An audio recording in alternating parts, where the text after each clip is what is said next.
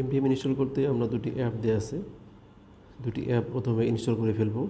একটি movie Messenger আর একটি হচ্ছে এমডিএম এজেন্ট।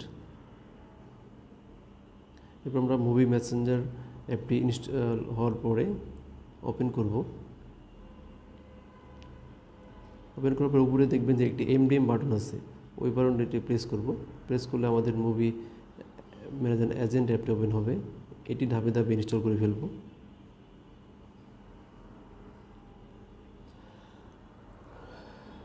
বিভিন্ন টাইপসের পারমিশন চাচ্ছে, পারমিশনগুলো সেট করে দিব।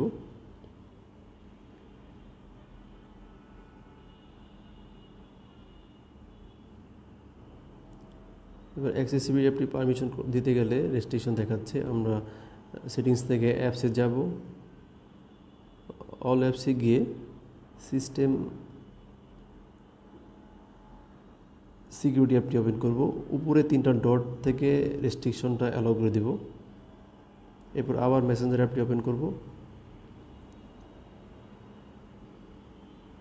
ওপেন করে এমডিএম এখান থেকে অ্যাক্সেসিবিলিটি পারমিশনটি দিয়ে দেব।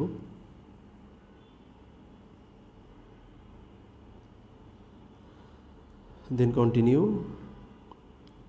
দেওয়ার পরে I may want to copy করে নিয়ে এসে ইনসার্ট দিব। *#06# ডায়াল করে আই মে ওয়ান্ট টু নিয়ে আসবো।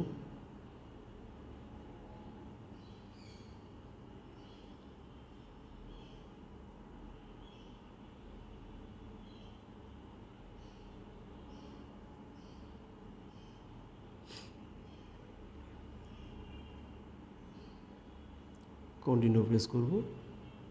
এরপর প্রসিড ক্লিক করে সেটআপটি শেষ করব। এভাবে আমরা এমডিএমটি সহজেই সেটআপ করতে পারি। ধন্যবাদ সবাইকে।